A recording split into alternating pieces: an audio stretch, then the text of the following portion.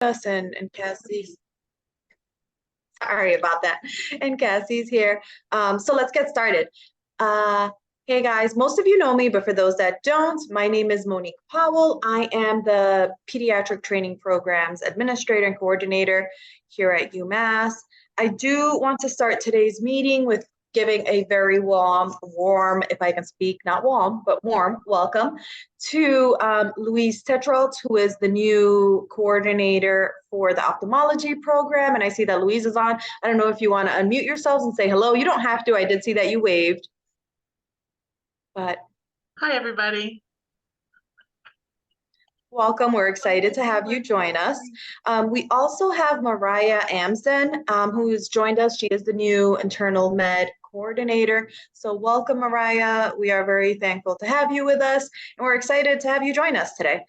So in terms of our newbies, those are the two new coordinators in our group. I do have on the agenda a couple of things. This meeting will be kind of short and sweet. Our December meeting will be a meeting that we expect all coordinators to attend. We will go over a lot of very important stuff. We will mention that at the end, and you'll see that information in the newsletter as well. But this one will be very short and sweet. I just wanted to go over quick couple of things with GME leadership. So the first thing on the list is the flu shot. And how are we doing with flu shots, Cassie? Flu shots are going well. December 10th is the due date that they have to get their flu shots or submit documentation, whatever.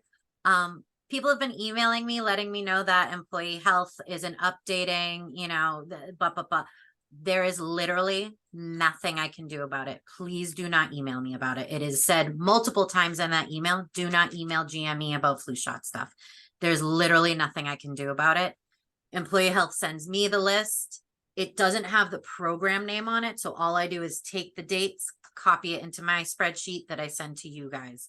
If you have a problem, if somebody got a flu shot and submitted their documentation a while back and it's not showing up on the list, do not tell me about it. Do not CC me about it. I get enough emails from FMLA about leave of absences. I don't want anything getting lost. You need to just contact employee health directly and work with them directly, because there is literally nothing I can do about it. But we are doing very well. I think there's like 148 people left. So please make sure you're following up with your folks. If they got it on campus, if they got it off campus, whatever. Off campus, they need to get that documentation to the employee flu mailbox. And if they want to decline, there's a process for that as well. All right. So now the next thing that I have on the list are Uber and Lyft reminders. And I know Melissa was going to go over that. Yeah, Cassie's going to pull up the guideline that you all can access in MedHub. So it's very basic, very easy to do for your residents and fellows. So if anyone falls into the category of too tired to drive after working a shift, will also hold on. Yeah, I was gonna say, it says you're screen sharing, but it's black. We can't see anything. My computer's. Sure. Sorry, hold on one second. Keep going, Melissa. I'll start pulling it up as soon as I can. Okay. So this reimbursement was put in place by the recommendation of the ACGME that sponsoring institutions should have a way to help support residents and fellows who may be too fatigued to drive. And we are able to accommodate that. And the process, like I said, is fairly straightforward. The most important is for you to know who in your program can process PeopleSoft expense reports. And once you've identified that, that's probably the hardest part for some folks, because it's not always something that you would know. But once you've identified who can actually process the report for you, the resident or fellow will provide their receipts and a copy of the expense report. Once it's been put into PeopleSoft, will get sent over to me and GME. I will review the expense report and the receipts for the Uber or Lyft ride The one caveat is that it must be for transportation from the hospital to their home address and from their home back to the hospital to get their car either the next day or the next time that they work. And so we have gotten really specific with that because I think when we first implemented the program, there were some folks who were like, when I'm sick, I like to go to mom's house, and mom lives, 30 miles away from where they would normally have driven to if they weren't sick. So it really has to be hospital to home and home back to hospital. So once I've checked that, I will send you an email just saying that, this meets our guideline, and I give you the speed type that you can enter or have entered into the expense report. And then the monies are paid out to the resident or fellow in their paycheck. So the parts of the guideline that I just like to be really specific about are what it's not for. And Cassie's going to bring up the guidelines so that I don't have to do this off Coordinator, the top of job my aids head. and resources. Uber, Lyft reimbursement guidelines and process. That is also available from the resident view. So this is what the residents see. They just need to go to their resident fellows forms and information. Sorry, my computer is being a little silly goose today. Gonna throw it in the pond. All right, and that's Uber, Lyft reimbursement guidelines and processes down here as well. So let me open it up. Doo-doo-doo. So you can see for the guidelines of usage, we were very specific about the distance permitted, what allowable use is, that receipts are always required, and that we do cap gratuity at 20%. Sometimes we have some very generous residents who like to be big tippers. So we want to make sure that, they understand that anything over 20% we would not reimburse. The speed types provided there for you so that you know what to add in the expense report. And the other specific scenarios I just like to go over with people are what it's not for. So it is not for my car is in the shop for the next 4 days, so I'm going to Uber and Lyft back and forth to work. It's not for I came out of work at 5:30 or 6 o'clock at night and I had a flat tire, and so I just got Uber and dealt with it the next day when I got to work and had AAA come. We do see some questions about folks who, maybe you got into, they got into a car accident, or folks that are coming from other countries when they start with us in July. Sometimes they don't have their Massachusetts driver's license right away, and they want to know if they can use Uber and Lyft to be reimbursed for their travel at that time. So the answers to those questions are no. We do try to provide some level of flexibility. So when we say fatigued driving, it really is, I don't feel safe to drive. And so that could be, if they are experiencing vertigo, for instance, and they're dizzy, they have a massive migraine and they can't see, they have blurred vision. We're not going to be overly strict about, well, they weren't really tired. They had vertigo or they had a migraine. It is impairing them enough that they are not able to get home safely. And we want to always make sure that that is first and foremost for people. And we will manage to do that. But those other scenarios that I described are the things that you kind of want to keep in mind, that it doesn't extend that much out of the realm of, I just don't feel safe to drive. So when that is the case, we will honor the reimbursement. Any questions about that?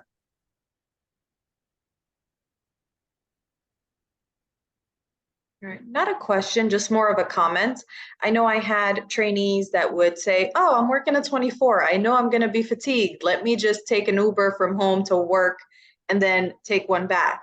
So we just have to be really specific about letting them know that it's from work to home, and then the next trip should be from home to work, not the other way around. Because I have had trainees that just are like, yeah, obviously I'm working at 24, I'm going to be fatigued, so I can't drive home.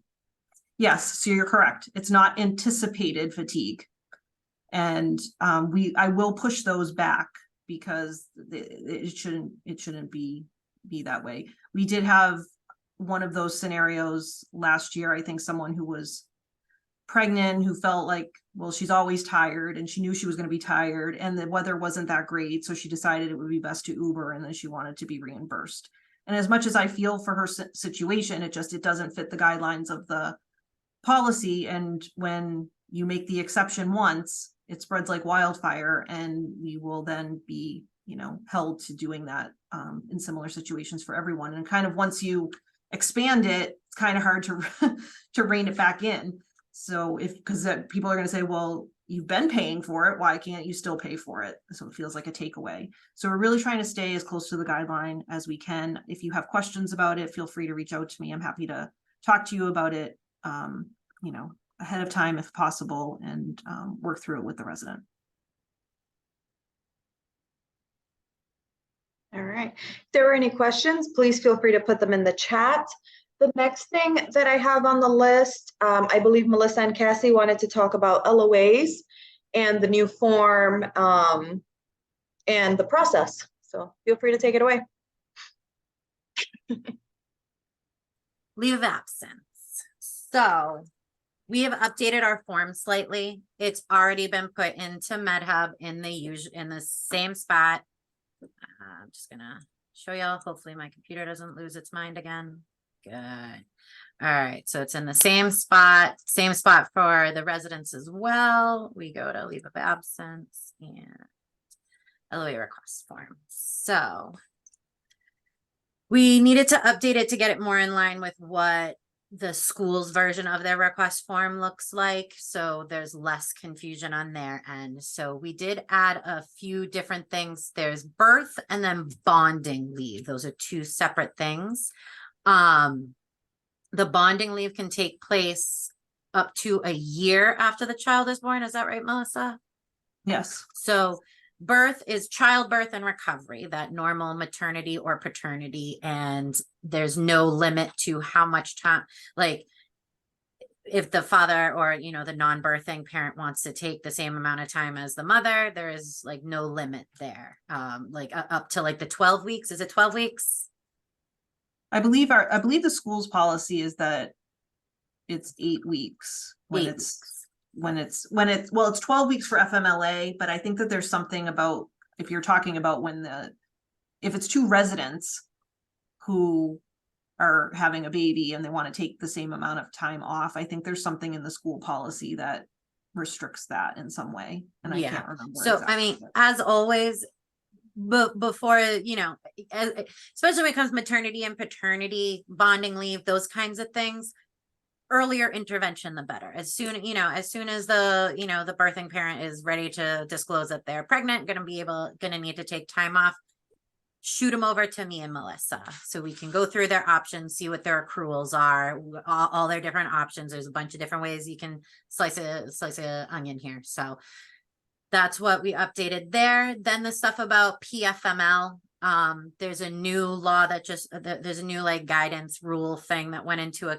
account where normally PFML, when you go on to PFML, you come off of UMass's payroll and you go on to the state payroll and you get paid up to 60 or 80% of your regular rate. Now we're allowed to supplement that and use accruals. I think they're still trying to figure that one out, but you are able to supplement so you're 100% getting paid while you're on PFML. You're not just getting that 60 or 80% of your pay. So this was like just enacted this November month, 1st. November 1st. So a couple of weeks ago. So HR is obviously still trying to scramble to figure out how, because we need to, because normally when they go on PFML, you don't enter time from them. They're not on payroll at all. So there's some hinky stuff that they need to figure out. You don't need to worry about that. The trainee does not need to worry about that. That's more of a, hey, this is what's going on in the background. Start and end dates. If we're going to use accruals, we need to know the number of accruals. The most crucial part that a lot of people just kind of just fill this in, extensions. GME does not manage extensions. That's up to programs to tell us if a resident needs to extend. Every specialty has their own policy as far as how much time someone can take away from training within the entire training, within a year, what have you. So please make sure that your trainee is aware of those things, because that's not something we can advise on, whether someone needs to extend or not, because we don't know everybody's policies. So that's something that needs to come from the PD, from the coordinator, what have you. We've also updated this section down below. Before this was just hey, make sure you read this. Now, like, the trainee actually has to check these off.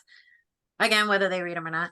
A couple of things that we did add to this section, though, are these two down here. I understand I may need to provide UMass Chan FMLA office with additional documentation to clear me to return to work after my leave, and I am responsible for providing that information in a timely manner. As any of you that have dealt with an LOA, you know, there's been an increase in emails from FMLA. We're working on that. But they create a case number about a week to a few days before somebody returns. They will email that person at their personal and their UMass Memorial address, letting them know these are the things we need for you to return. Most often it's employee health clearance. They will not be cleared to return to work until they get that employee health clearance. If they don't, that's more days that they are on that leave. Because also now we are turning off badge access the first day that somebody's on leave, and we will not, parking knows not to turn it on until GME lets them know that the person has been cleared to return to work. Ran into that issue Monday morning, 7 o'clock in the morning. I got a call from UMass Police asking about somebody with badge access because I had not been notified that that person had returned to work. On top of that, coordinators, it is your responsibility to let me know when someone starts a leave. At any given time, I have 15 to 20 people on leave. I can't keep track of them all. It is your responsibility to let me know when someone starts their leave and when somebody returns. Please, I've had to chase, I've had to call, and like, especially when it comes to badge access and stuff like that, I'm not going to turn them back on unless I know they've been cleared to return to work, that they are back to work. So please emphasize that with your trainees, that they have to read their emails from FMLA. It'll just come straight from FMLA. Saying, this is exactly what you need to do in order to return to work. Call employee health, make that appointment, turn in a birth certificate, like all sorts of different things. Make sure that the documentation matches all the dates and everything. So please make sure, when someone's on, it might only be one person for you, but it's like 15 to 20 on my end. So things can get a little jumbled. So please make sure you're communicating clearly with me and your trainees as to what is expected of them. And so I just add one thing around the employee health clearance piece. I just want to make sure that everyone understands that people do not need to wait and should not be waiting until the tail end of their leave to try and make the appointment with employee health, because that's inevitably going to be the reason why they aren't able to come back on the date that they originally anticipated. Unlikely that 2 days before, if they're supposed to be coming back on a Monday and they're trying to call employee health on Thursday afternoon, that they're going to be able to be seen on Friday and be ready to come back Monday. So when FMLA sends that email and the coordinator is CC'd, good time to try and follow up with them and say, please make your appointment with employee health now, a good week before you're intended to be back. That way there is no issue with not being able to get an appointment in a timely manner, so that it postpones the return to work date. Linda asked, do we need to explain the difference between PFML and FMLA? You don't have to, because you can just send them to Melissa. She can explain that difference. I think she wants you to explain it to us. Oh, I can explain the difference. FMLA is job protection. PFML is when you get paid by the state. FMLA is not like a type of leave. It's just job protection, and residents have job protection pretty much anyways. So we're actually working on like a one sheet that kind of just boils this stuff down a little simpler. If you want to know the difference and learn the differences, we can educate you, but that's not something we expect coordinators to have to be educating their trainees on. Somebody comes to you asking the differences and what their options are, point them straight to Melissa and I, because we know, you know, the ins and outs and all the particulars. We don't expect you guys to have to retain this knowledge for, you know, the one LOA you might get every couple of years or something like that. Right. Yeah, I would echo that anytime someone is talking to you about leaves and options that they have and how to best structure their leave, aside from the will I have to extend question, which is something that you and the program director and the resident should be talking about together first. They should be coming to me just saying, you know, I've discussed with my program, I would like to take 6 weeks off. I would like to be home with my child for 12 weeks. And this is how I want to break it down. And we can kind of go through different options, or I can go through different options with them. It's just really important for me to know that they understand ahead of time what the impact to their training will be, because I can't talk to it for every single individual specialty. So it's just good for them to come to me knowing this is what's going to work best for me, and then I can help figure out how to structure the leave for them. One thing around FMLA and PFML is FMLA is federal law. It like Cassie said, it is job protection. It runs in parallel and concurrently with PFML. So if someone's on PFML, they are on FMLA. The time works the same. You know, they're entitled to the 12 weeks of FMLA. They don't get additional time with PFML and like another 12 weeks with FMLA. So they're going to have their 12 weeks. And then if they extend their leave and decide to supplement with PFML, they can go up to a total of 26 weeks.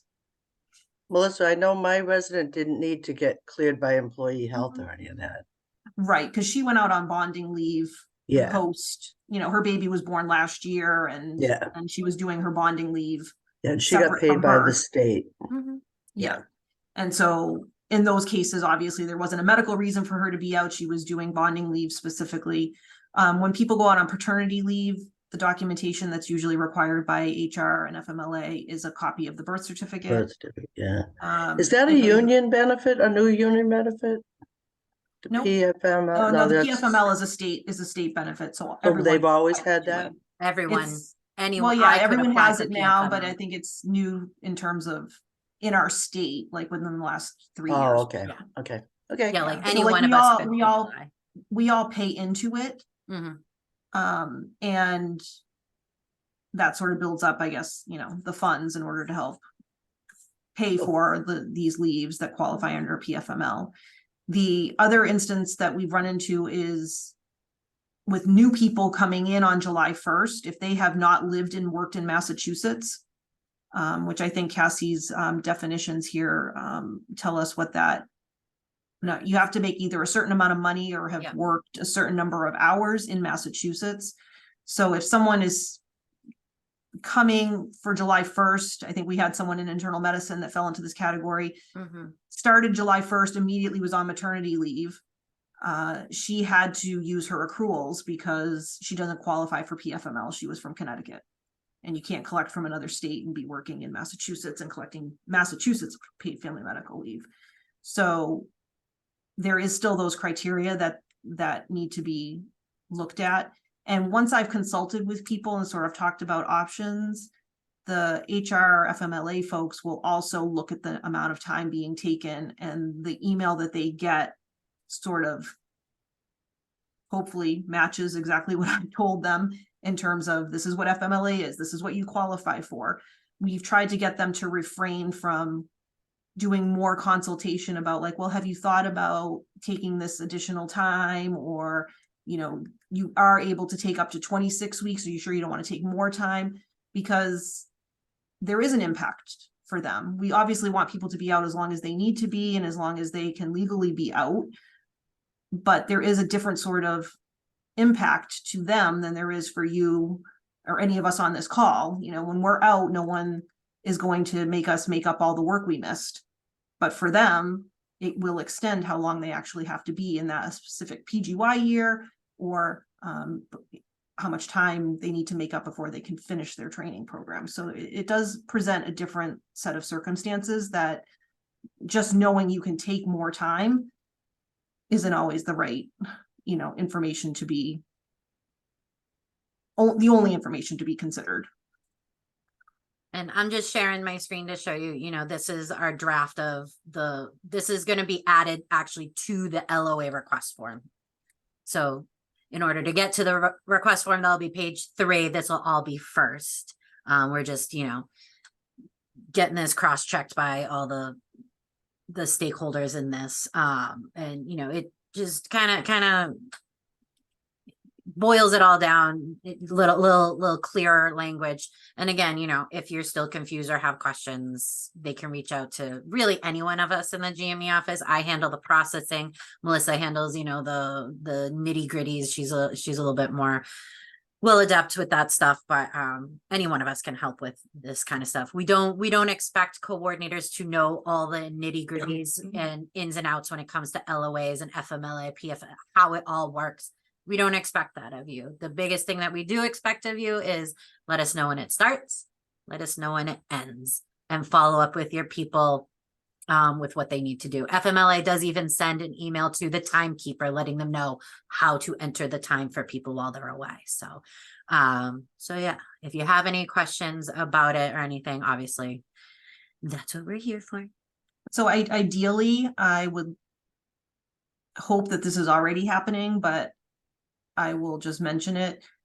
It's really important that the resident or fellow is filling this out on their own, because this is the form that sort of protects us in the event that there isn't any other consultation with the resident or fellow, that they have been made aware of options that are available to them without them having read that form, looked at the form, not necessarily the 2 pages that Cassie just showed you, but just even that box that's on the LOA request where they're agreeing to these certain things, and it's reminding them about having to pay their insurance premium and how much time they're entitled for FMLA. It's just important that that's sort of in their face and in front of them so that they were made aware of all of the options available. Now, whether or not they explored those options, I met with them, whatever the circumstances are, at least we met our minimum requirement of making them aware of the time that they were eligible for. Because we don't want anybody to ever come back and say, well, nobody told me that I was eligible for FMLA. I don't even know what that is. No one in my institution told me that I could do PFML. So we want to just make sure that they have looked at something in black and white and signed it that has kind of explained to them the basic types of leaves available to them. When I've signed the form, what I've been doing is sending an email back to say, this is what I'm understanding that you want to do. If there is an alternative, I can outline the alternative and then offer to meet with them, talk with them on the phone if they're unsure. Most of the time, they're just responding back and saying, yep, that's exactly what I want to do. It makes sense. I've been asking Cassie to sort of attach those email correspondence with the form when it goes to FMLA. That way they know that there's already been that sort of agreement, a consultation and an agreement. So hopefully it avoids any further confusion with HR sort of offering, you know, option C and D and E and making things a little bit more confusing and adding to everybody's email. So that's sort of the process we've been following. I know it is confusing. It's a lot of information, but as Cassie said, definitely not something that we expect all of you to learn all of the ins and outs on. And there's times where I'm not sure, you know, different things come up all the time. PFML is a little bit more liberal with their FMLA qualifying reasons than traditional FMLA. So we had someone recently who needed to take leave to take care of their sister, who was an adult but was having some issues. And FMLA, traditional FMLA, doesn't extend to a sibling. PFML does. So, you know, you would not make your 100% of your pay doing PFML. Now you can with the topping off option that's offered. But, so just like there's a lot of nuances and things that we're learning something new, sort of every leave brings something new. So no question is ever really a stupid question when it comes to this. And if I need to consult with HR directly, I do that, and we can, you know, work together as a team to make sure that we're, you know, making sure that the resident is getting exactly what they need. So. Any questions that people have about leave of absence? We're hoping that the new form with the choices aligning with the school's options will also help streamline this a little bit more. Because ours was slightly different, I think it was causing some confusion on their end, which was generating a lot more of email correspondence that was necessary. I do have a question. This is more just a personal ask. As a timekeeper, I know that there's now this new rule starting November 1st with that whole top off. I guess once they get their ducks in a row, will they send clarification to all the timekeepers so we know how to enter time if we have to enter time? I just don't even fully Yes. grasp how that would look I on would my hope end. so. Yeah, so they are, I think last time we met with Matt Lyford, who's our labor relations person, who's now actually overseeing FMLA. They had two people, I think, within the institution as a whole, not just residents and fellows, but the whole institution who had elected to, within the month of November, use this top off option. So as HR was trying to figure out and troubleshoot how to operationalize the topping off, they have a process where they're going to wait for the approval letter from the state that says that Susie Smith is approved for a leave of absence for these dates. If they're electing for top off, I think there's some instruction that will be given by the state for what percentage or what amount of money can be total for the top off. And then HR is going to figure out what that equates to in terms of hours or days. And then we'll coordinate with the timekeeper specifically with instructions and a job aid that says, this is how time has to be entered for Susie Smith, given that she's using this supplemental top off option with the state. So as Cassie said, normally when you're on PFML, you come completely out of the payroll system. So you can't even enter time for people. If they're going to do this topping off, I don't know what that means. I don't know if they're invisible to you up to a certain date. And then once the topping off will happen, like towards the end of the leave, that they will show up and then you'll be able to enter time. So I think they were using these two people literally as the guinea pigs for this whole thing, working it out, trying to figure out how to, you know, best advise and how to, like I said, figure out how to operationalize and calculate the amount of time that is being supplemented so that you can understand how you would account for it in the payroll system. Okay. I have a trainee that is extending by 4 weeks, and she's using the PFMLA for those 4 weeks, which would be the month of December. I guess my question at this point is, should we make her aware of this top off option? Has she been made aware? Is this only available to those that are taking FMLA from a certain date moving forward? I don't know, we So can it talk was for- offline because it's very unique. Yeah, so but- it's for any leaves that were in process after November 1st. Yeah, So if she started her leave prior to November 1st, then she would not qualify for this benefit.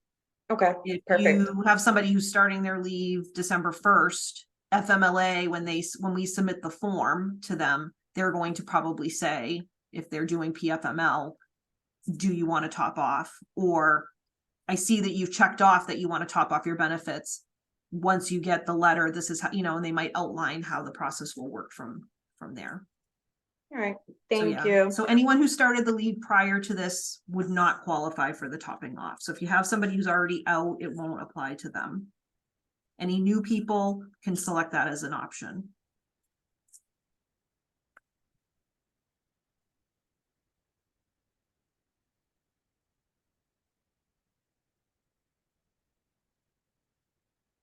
All right. I guess if there are any additional question about LOAs, please feel free to put them in the chat. In terms of like the GME agenda, that was pretty much everything I had. I do have some reminders and some other things, but there was something unique that was brought to my attention. So I figured I'd share it with the group. I know Melissa's looking into it to just see exactly how and if this will affect the trainees. But for those of us that have clinical budgets in the clinical system, I don't know if you're familiar with this like workday rollout that is happening. Cassie, can you give me Oh, yeah. Mhm. share screen? I'm going to share screen. This is a document that I received from the pediatric admin here.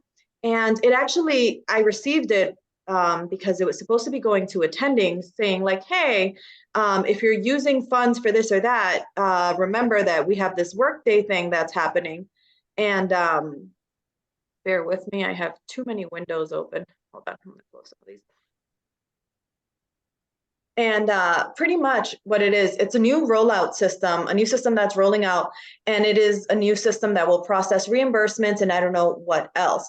But what I found very interesting and what I wanted to share with you guys is the fact that with this system, there are some deadlines that will apply to anyone that will be processing certain reimbursements that are from the clinical side. And if these reimbursements are not processed by the deadlines that they are sharing with us, then they will not be processed until January 1st. So it will be delaying some reimbursements. So this is the Workday system. It's a new clinical Workday program. If you have clinical funds, this is the email. The going live date is January 1st, 2024. And when I looked at this PDF that was shared with me, the key things that stood out to me, and like I mentioned before, I know Melissa is looking into this, is supplemental compensation, ad comp forms. Anything that you have must be processed by 12/8. If it is not processed by 12/8, they will not get reimbursed until after January 1st. So pretty much that also means anyone that does moonlighting after 12/8 will have to wait until after January 1st to get reimbursed. And I do, the reason why I think that that is questionable is if you have clinical funds, then the med school's, speed type is equivalent to the clinical one. That's where they're pulling the funds from, and that's where the crossover exists, and that could create delays. Like I mentioned, I'm not 100% positive, but it is something to keep in mind, and Melissa will have additional information. We're working on that. The other thing, they have these key systems of areas for cutoff dates. Travel and expense reports, they have a cutoff date of 12/1, which is this Friday. I just found out about this Monday, so I wanted to make sure you guys were aware. If it does impact trainees, that means all reimbursements for travel expenses must be processed by this Friday. If not, they will have to wait until after January 1st for them to be processed, which means there will be a huge delay there. The other thing I wanted to mention are expense reports. For expense reports, we have until 12/28, so that one is not quite quite as harsh as the travel ones, which are by 12/1. Any expense reports that are processed by 12/1 will be paid before 12/28. And then after 12/1, you do have to wait until after January to get them processed. So my assumption is, and it says it right here, any expense report submitted in Workday on or after 1/1 will be paid the next pay cycle after the expense report has been approved. So that made me feel like it is a more streamlined system. I know we've all had issues with accounts payables and the payments not being processed as quickly as they used to. I see in the chat, can I send that sheet over? I can absolutely share it with the coordinators, but I do want to just say that I'm not positive this is affecting all of the trainees. I just feel like if this is for clinical funds, it will affect trainees. We're working on getting confirmation that it will or it will not. But I just wanted to make you guys aware. I think this is something that, while it's going to be an annoyance for the next couple of weeks, if we can get reimbursements processed in such a way that they can be distributed in the next pay cycle, That would be wonderful. Now, looking at that, I also wonder, what does that mean for our employees as they get paid via the medical school and not the clinical system? So I'm not positive if that will mean that they will get a check in the mail a lot quicker, or if somehow they can do a crossover to get it into their paychecks as well. I Yeah, know I would this is- assume, no, it would not be going into paychecks. But I think the question is whether or not it actually translates into the same quicker time frame as if it was going into the paycheck. You know, because when we're submitting them, they're not our employees. So, you know, you have to do that reimbursement form. And so I think they treat it a little bit differently. So I don't know, that remains to be seen on whether or not it will improve the amount of time that you would get a check. My question is, the first one is travel and expense report reimbursement. So that is specifically for travel. And then the expense report at the bottom is for things that you might be reimbursing people for through the ed allowance. Correct, but even the, so we use separate forms, so I think you would know, like, if you're using the travel form, that's what you Yeah. specifically need to use. That's what they're meaning regarding the first one. But I know some of my trainees use their ed allowances for travel. I just had one that went to a conference in San Diego, and she's using her ed allowance for that, so. Okay. Yeah, so I think the most important one is for people to be thinking about travel reimbursements that might need to be processed. And like Monique had pointed out, Friday is December 1st. So if you know that there's someone who's, really is like Johnny on the spot and wants to have their reimbursements quickly, they're going to need to get them to you by Friday, and they'll then have them by the end of the month. Yeah, I know sometimes my trainees more like travel and then forget to get it to me. And then once they do, they want a very quick turnaround. And it's like, well, you were holding on to this receipt for 3 weeks, and now I'm expected to get you a check in a week. But if you're anything like me, I do all reimbursements on a set day of the week. So I myself hold on to them until end of the week and process them that way. But just as a heads up, I was surprised because it was the first I had heard of it, and that deadline seemed very quick. It was the first I had heard of it as well. And so I did reach out to Steve Bachet just to get some clarification. The moonlighting, I don't know if that's as big of an issue, because it is processed on the school side. It does go into their school paycheck. Our question mostly was whether or not, if it was a clinical account that's getting hit with the expense, if that was going to somehow be impacted. And so I haven't heard back from him on that. As soon as I have an answer though, if it is, I'll make sure that Megan knows and we can get out some sort of communication to people, letting them know that. Yeah, I also asked, just so you guys are aware, I asked my admin person in pediatrics if this Workday system is the system that I'm thinking. I know other institutions have systems where people can just upload their receipts, and then similar to DocuSign, it just goes to the next person in terms of who can sign it. And if that's the case, then I'm wondering if we as coordinators should get access so that we can follow that, or be able to make sure that the correct signatures have been obtained. I don't know. I have a feeling this will change how we do reimbursements in general. So I do foresee at least some type of training at some point, whether, it may be very brief, but I'm assuming additional logins and some type of training for this new system that's going live in about a week and a month and a couple of days. So yeah, last time I talked with my budget manager through the medical center, she said that they were still unsure on a lot of pieces.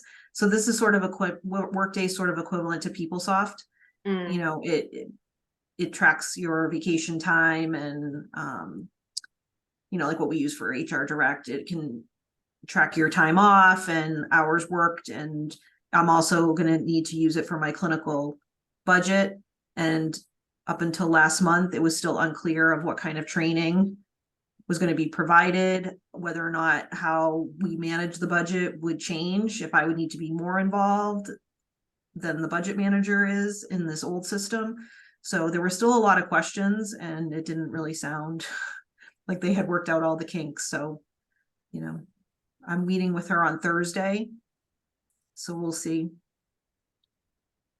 All right. I mean, in terms of our agenda, that was, that was what I had. I did have some reminders. Obviously, this time of year, I'm sure you guys are aware, CCCs, if you haven't scheduled them, get them in the books. Semi-annuals right after CCCs, and those with fellowship, SOCs, all of the acronyms under the sun. And then we had discussed at the beginning of the meeting, but I just want to reiterate our December meeting. It's very important for everyone to attend. I know Cassie's unmuted. Some of the things that we'll be chatting about, and you guys can add additional items, are GME status sheets, reappointment, and licensing updates, and that will also be in the newsletter as a reminder. I don't know if there are other items that we will be discussing with the group, but we do want to reiterate that it is very important for you guys to join us in the December meeting, and that is scheduled December 14th, Thursday morning, I believe. If you do not attend, you need to watch the recording, because we'll be explaining the status sheet. Some of you have not interacted with the status sheet before. Status sheet's going to be done slightly differently this year. Instead of a Google Doc, I'm going to be using the OneDrive. I know some people aren't familiar with the OneDrive and how that works. So I'd really prefer to not have to do one-on-one education about the status sheet when the information is readily available. I will send out instructions as well, like we normally do. But status sheet, I'd say about 90% of it is filled in for you as far as LOAs and stuff like that, and who we're aware of with extensions and all that stuff. I started working on it about a month ago, so I've been pretty meticulous with it. And then this will be the second year that we're doing licensing through the online system, and Deb has a lot of updates about that. So we're trying to cut down on the amount of one-on-one education and emails and Zoom calls and stuff that we need to do with coordinators when it comes to like these big rollouts of announcements. So if you can't attend the meeting, please watch it before you reach out to us with questions, because everything's going to be covered. We have slides, we have instructions and stuff like that. So we're just trying to, it's a really busy time of year for us as well. So we'd like to cut down on how much we need to re-explain things that were explained at a meeting or in a video or in instructions. I'd like to say the meeting is mandatory more so than just very important. But I do understand, there's other responsibilities and interviews and other things like that. But if you're just skipping it because you don't want to attend, please reconsider that decision. Yeah, that's pretty much. Deb, do you have anything that you want to mention about licensing briefly or anything? No, but you want to mention about the Toys for Tots. Oh, yes. And just one quick thing too, if before anyone does anything when it comes to renewing limited licenses, wait till GME says to, because they'll get notifications before we're ready to have people renew. So They won't get a notification till January 1st, so we still have our meeting in December to go over that. But Toys for Tots is still going on this week. We have a box and a quarter filled up so far. So thank you for everyone that has dropped stuff off. Thank you. Thank you. We've got another week. They're gonna come either what? Yeah, they'll probably come Friday to pick up what we have, but then we do have a drop dead deadline of next Friday on the 7th. That's their deadline. They're not going to accept anymore because they have to distribute everything to the little children. But thank you so much for your help. If you've already dropped something off, if not, if you can, that would be awesome. Just has to be a new unwrapped gift. Anything, any age, any gender, doesn't matter. New unwrapped gift. So thank you. That's all we got. Yeah, and I'll just throw out a reminder, GME is gonna host an holiday open house next Tuesday afternoon, I think 2:30 to 4. So we're hoping that everyone can stop in, have a little treat with us, and I think we're gonna do it in the GME office. so that we have a little bit more flexibility. So it is extended to program directors as well. So if you want to come down with your program director, that would be great. And we're looking forward to, kicking off the holiday season with everyone. The Toys for Tots, like Deb said, will still be here. So if you want to bring, a toy at that time, feel free to do that.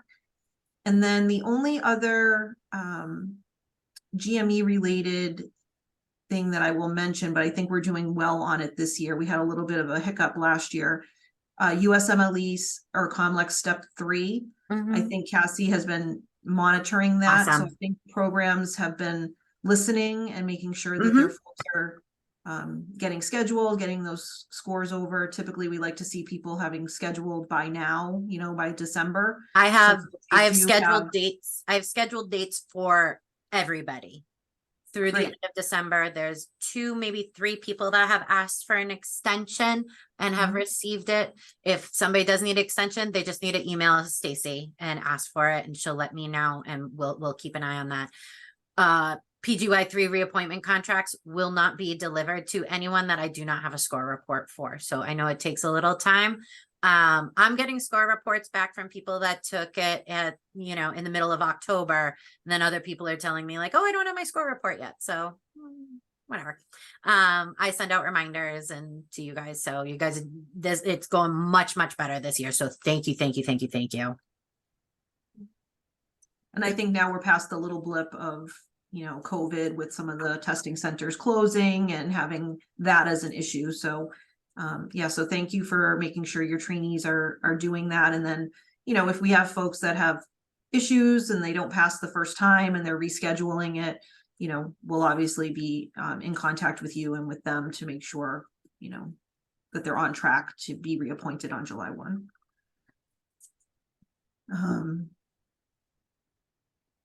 So I think that was it for us for updates. I don't know if anyone has any last minute questions.